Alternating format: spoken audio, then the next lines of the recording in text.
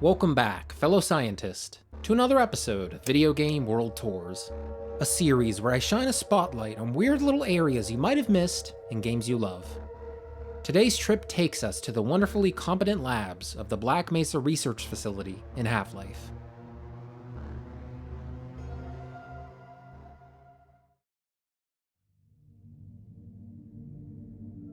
The game fades in, and you're on a tram. You spend the first couple minutes of the game on rails, taking through all these rooms with little set pieces. But you don't get to stop and truly appreciate them. That's what we're gonna do today. We're taking a chill pill and trying to notice things we looked over before. This is the first room of the whole game, and admittedly there's not too much of interest here. I think these vending machines are cute. This room back here, what's this supposed to be, a hallway? Inside it's completely closed off, but you can't tell that from the tram's position. This forklift guy is pretty dang close to the edge. He should be careful. Oof, you don't look so good, pal. Oh, your name is Gus. Nice to meet you, Gus. In the tunnel is a little pathway with a security guard. Considering you're near him for a total of 5 seconds normally, he doesn't have any scripted events. He just stands here, pounding on the door, opening his mouth as the door pounding sound plays. Yeah, that's a thing in this game. I don't know if it's a thing for every sound, but a lot of the time, if an NPC interacts with something and it's supposed to make a sound, it's coming from their mouth. Around the corner is the next big room. Nothing too crazy, just some people walking about. But hold on. These offices have no doors. Perhaps even more bizarrely, they have no fourth wall. They're completely open to falling into the black void below. It's like these are fish tanks, where some higher power placed these scientists in here to entertain them as they go about their business, and they are most definitely not allowed to leave. What a weird detail to overlook as a level designer. The next room suddenly has a warehouse vibe? Kind of an abrupt change, but hey, I won't judge. This little machine doohickey is getting some work done. Next is a longer room with a space rocket. I like it in here. Hey, there's Gus again. Everyone say hi to Gus. Man, look at that texture. It's so raw and rusty. It looks like this wall has seen a lot throughout the years. Very weathered. Oh wow, we're closer to the surface than I thought. I was getting serious deep underground vibes from the previous areas. Though I guess there was some windows, but whatever. I love the textures here. Something about this pink rock feels so welcoming. The ground texture kind of looks like mold, so that's cool. And this tunnel, mwah. We get some good sunlight through here. There's a lot of ledges I was dying to visit during my recent playthrough. Now that I can no-clip, let me just... Oh yeah, this is the life.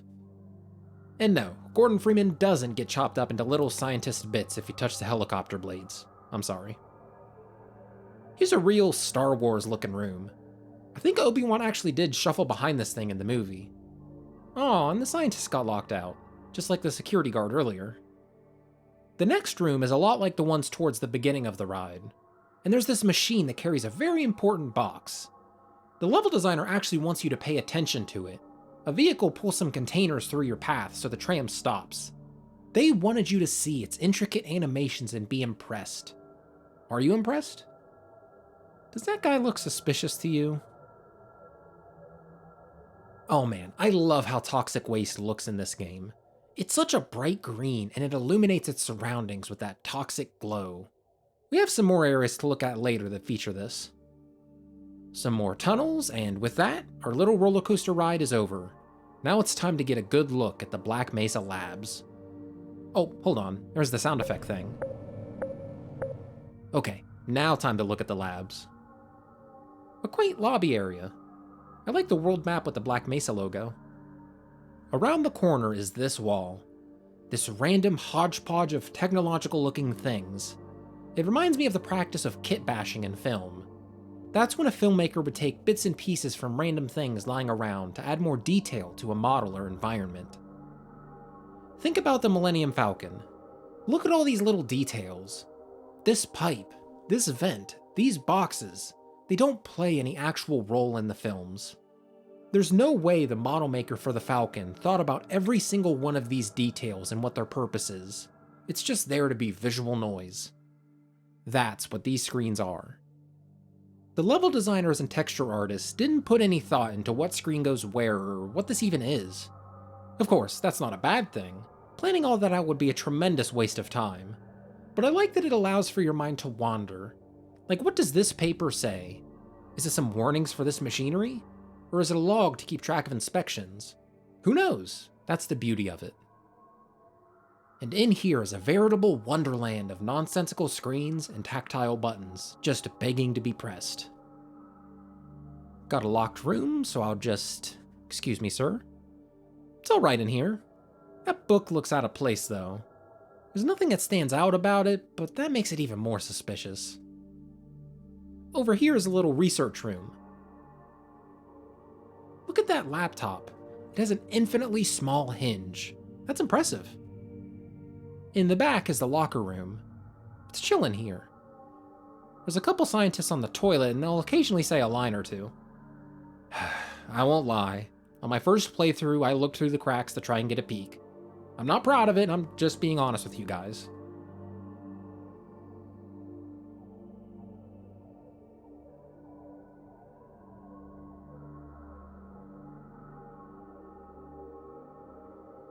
I don't know what I expected. A notice board. Hey, that's an atom. You're actually able to make out something on these low-res textures for once. Ooh, here we go. Gordon Freeman's locker. What type of man is he? Let's see. He's got a coat. Is that a jean jacket? Do you think Gordon Freeman is a jean jacket kind of guy? He's a family man, apparently. I didn't know that. 2 books written by Mark Laidlaw. That's one of the writers for the game. Not a big surprise to see him as the author of 2 fictional books in-game. Oh, hold on. These are actual books written by him. And on the end of the spines, St. Martin's Press, the publisher of those books. That's kinda neat. Good on him for sneaking his actual books into the game. Anything else in here? Huh. That's a peculiar last name. I like these little displays. The way these panels rotate to reveal different images has character. Definitely more character than a PowerPoint running on some computer in the back. Let's see. There's the Black Mesa. And hey, we were in that room earlier. This one is funny. All the scientists had to pose to get their picture taken. Technology! This is hilarious. I could put together a better slide than this. And yes, that is the right amount of stars on the flag. I counted. Hold on. Can you read that text? I used to think my eyes were good, but I can't quite make it all out. Something about, no really, go ahead and picture something cool in your mind's eye. You would like... Then, if you can read this shit, then you are really... And I can't make out the rest. Fortunately, I found a post on the Lambda Generation Tumblr page where they transcribed what the poster says. Pause here if you want to read it. Link is also in the description to the post itself. Go check them out. I think that's the only one of these images with tiny text that's actually real English. On this one, you can almost see the letters, but it makes literally no sense. It's probably just some lorem ipsum type thing. Heading deeper into the complex, we get to see some peculiar machines. Would you take a sippy from this? I would. Moving on, Whoa. It's weird in here. I don't want to say the B word, but it's... Well, the vibe is different. All the rooms leading up to here had cool fluorescent lights, but this is kind of a warm green. I don't know. It's very obviously meant to be a loading zone between 2 maps, but I thought this room was off, even during my normal playthrough. Okay, sciencey room with science people. Ooh, warbly electricity in glass containers. What a lovely sound. Some scientists lecturing me on how to do this incredibly delicate test. Yeah, I get it. Just let me do the— oh.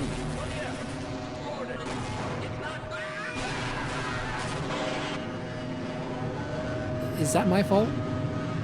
You're getting teleported around, and even get to spend a few seconds in this environment. Would you choose to spend a few seconds hanging out in a trans-dimensional border world? Sound off in the comments. As you can see, hell is officially broken loose. The once tidy and clinical halls of Black Mesa are being torn apart as we speak. The electricity tubes have given birth to lovely head crabs. And my delicious water got spilled all over? Okay, those alien bastards are gonna pay. This room is freaky. Remember when we were in here last? The room with the laptop? That little bro is tweaking. I'll leave him be. Now that we're roughly out of the intro section of the game, I'm gonna be going at a quicker pace. I love the opening of Half-Life, so I had to spend a good while talking about it, but there's still a lot to see. Like this scientist hiding in a dumpster. He occasionally pokes his head out like a whack-a-mole game, so that's fun. What's it look like inside? Huh, that's interesting. He's standing in water on this oddly textured ground.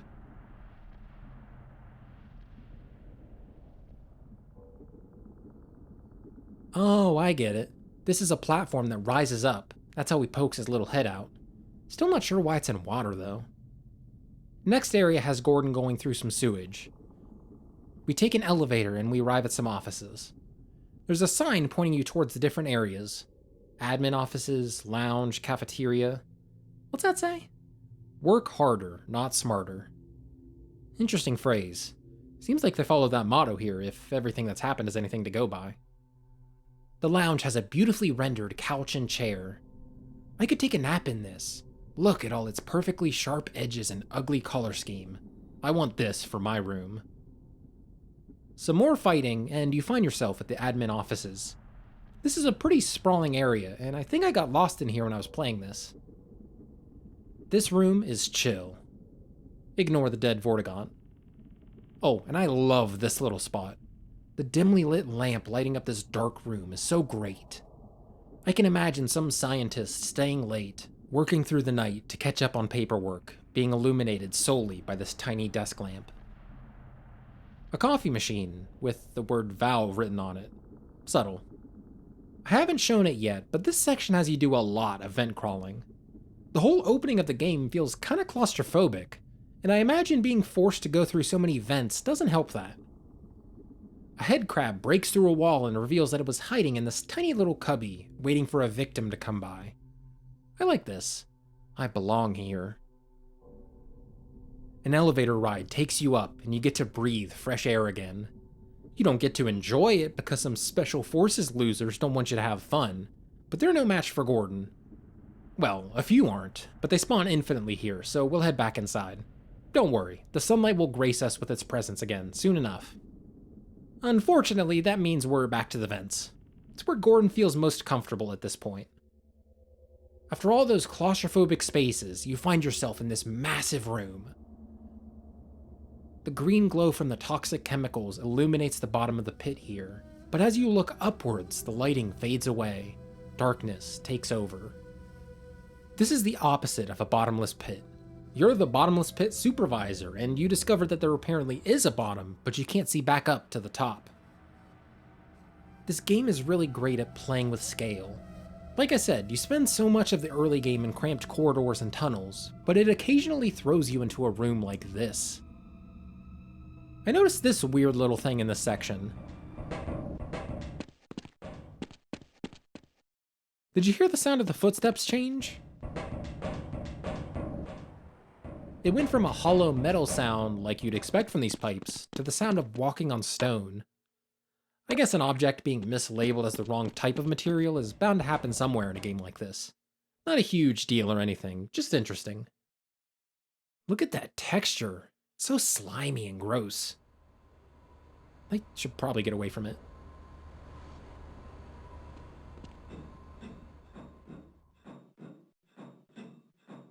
What a thrill. We're finally face to face with some Special Forces again. What do you think of this room? We haven't quite seen anything like it up until this point. The colors, the texture, the design, it's nice. The Special Forces set up an outpost here, so we have some radios. Aren't these some lovely sounds? This is a nice little office. Has a lot of space for activities. This is the perfect control center. It's got monitors monitoring whatever this is, server racks full of nonsense, and a hologram? Seriously? How cool is that? The future is now. There's a whole underwater section, I'm not going to talk about it. Whoa, it's very... Don't say it, don't say it, don't say it, don't say it, don't say it. Ominous in here. After that, there's a whole thing about you getting caught and put into a trash compactor. Don't worry about it. What matters now is that we're outside. Now this is what I've been waiting for. A chance to just be outside without getting pestered.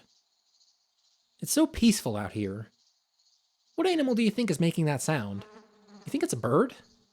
I'd like to check it out and give it an official bird check rating, but there aren't any visible birds. Hopefully we come across some later. Let's just soak this in for a moment.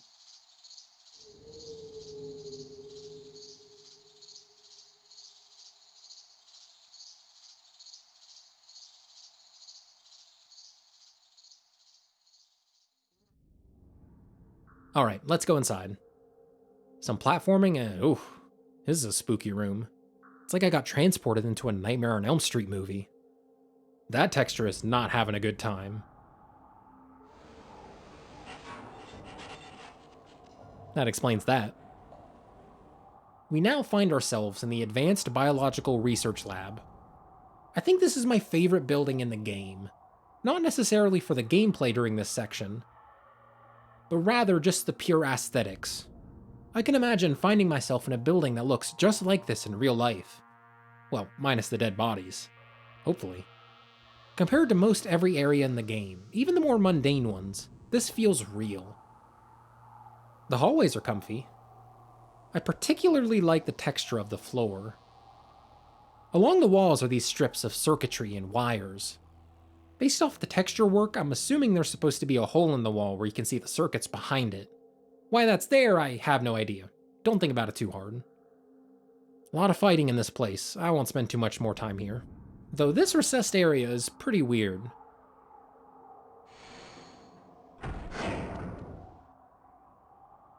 Ah, fresh air. Fresh air. You know, something that didn't really strike me until now is how chunky everything is. Of course, that's not specific to Half-Life, it's more so a product of the era. Either way, it still affects our perception of the game. It's interesting to look at this bottom part of the rock wall here, and you perceive depth. But in reality, it's just, what is this, one polygon? It's so simple, but it's good enough. Your mind is tricked into thinking that this is a rock face, all thanks to this stretched, low-resolution texture. And the Advanced Biological Research Lab itself, what a peculiar design. It looks like something that was designed to stand out in the middle of a crowded city, but all it has to compete with are these rocks. I don't know, I thought it was kind of over-designed at first, but it's starting to grow on me. Gordon fights on the surface for a bit, and eventually finds himself in some pipes. Big surprise. But there's a really impressive moment here.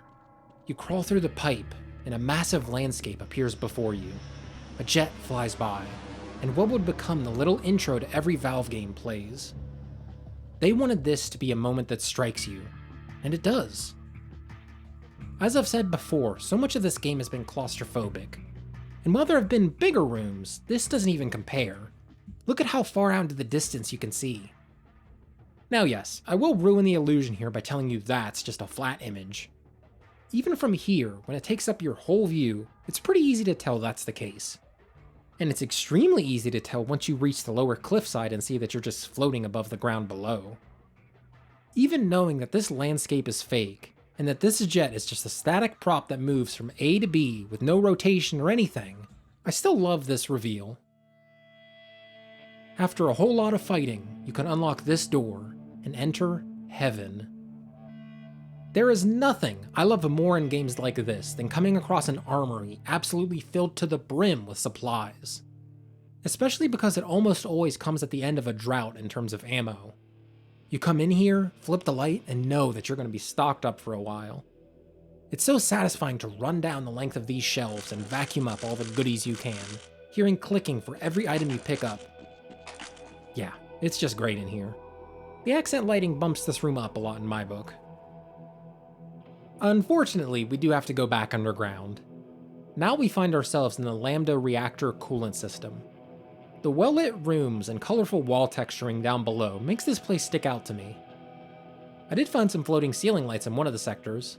Not sure if a bug is causing this or what. Our journey through Black Mesa approaches its end as we reach the Lambda reactor core. It feels raw as hell down here. Spinning gizmos, green sludge, floating energy orbs. You are truly stepping into the belly of the beast. Not long after that, you reach some scientists who lock themselves behind a door. Once they let you through, you know things are about to get wild, especially once you see the stocked armories. Gordon is informed that he must travel to Zen, a border world where a powerful being dwells, the one that's been causing all of this. A nearby scientist opens a portal, and Gordon plunges himself into the unknown.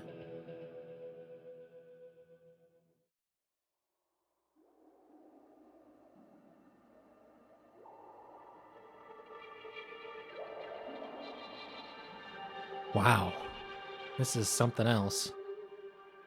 I guess we did get a couple second visit to this place at the very beginning of the game, but it feels different now, knowing that you're stranded here until you kill the being responsible for all that's happened.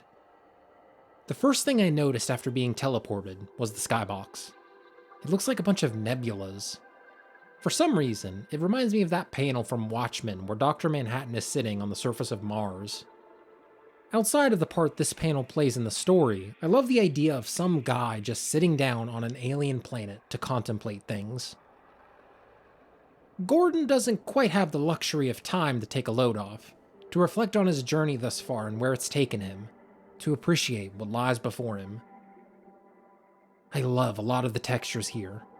The ground is this brown and blue splotchy rock, and these spires, they're made of bone. How spooky is that? There's another landscape in the next chapter that has a little bit of a different feel. The skybox is different. It's almost Earth-like, but it doesn't quite feel like something you actually see in real life. And I just noticed, the skybox is mirrored vertically. You can see the sun and clouds are in the same formation. Kinda makes it look like you're looking out across an ocean and you can see the sky's reflection in the water. This texture, it looks porous and sponge-like. Definitely gross, but good for a place like this. Eventually, you come across a teleporter. You're placed inside a room and wow, this is definitely alien. Like, capital A alien. This feels heavily inspired by H.R. Giger. Particularly the walls. The machine parts mixed with the bones, mixed with the god knows what kind of biological material this is. It's very biomechanical.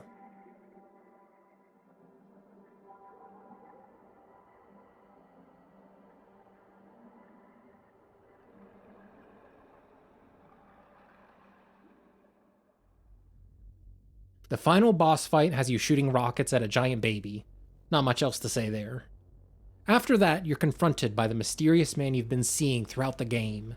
He's been following you all this time, and now he teleports you to a couple wild landscapes. This one in particular is... Oh, there's a bird. I gotta rate it. That's a thing I do now, apparently. Wait, do these even count as birds? Like, this isn't a pigeon or a crow. It's probably some alien creature. An alien bird is still a bird. Well, it's... there's not a lot to it. No texture, no depth even. It's just a flat plane. It's almost cute in how abstracted it is. Unfortunately, I will have to give it a 1 out of 5, though. Sorry, little alien bird. You're just a flapping shape. That's the end of the game. But I have one more space I want to go look at real quick. It's my favorite spot in Half-Life 1. Now you might be asking, after this crazy journey, what spot could possibly top all that we've seen? I'll tell you. The break room. In a game with an elaborate science research facility and a trans-dimensional border world, a simple break room is my favorite spot. You spend the first 20 minutes of the game walking through Black Mesa. So far, it's just an uninteresting, ordinary day. People are working, people are having conversations, people are on the toilet. And there's these two guys in the break room. This guy in particular has problems with the vending machine. That's so relatable. This genius scientist, who's working on things beyond what our feeble minds can comprehend, is getting frustrated at a vending machine. The whole opening section grounds the game, and it makes all the destruction and conflict after it so much more meaningful. This room embodies what makes the opening of Half-Life so strong. If you liked this tour, you'll love this one. Sometime down the line, I'm definitely going to make a tour Half-Life 2, so get subscribed if you want to see that. If you're watching in the future, that video might be on screen right now. Thanks for watching, and see you next time.